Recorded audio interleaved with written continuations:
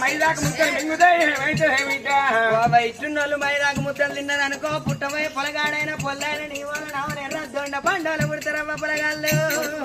మరి మీ అవ్వ మా అవ్వ ఈరవంతరాలు మన కడుపులు ఉండగా మైదాకు ముద్దలు మింగుతాం.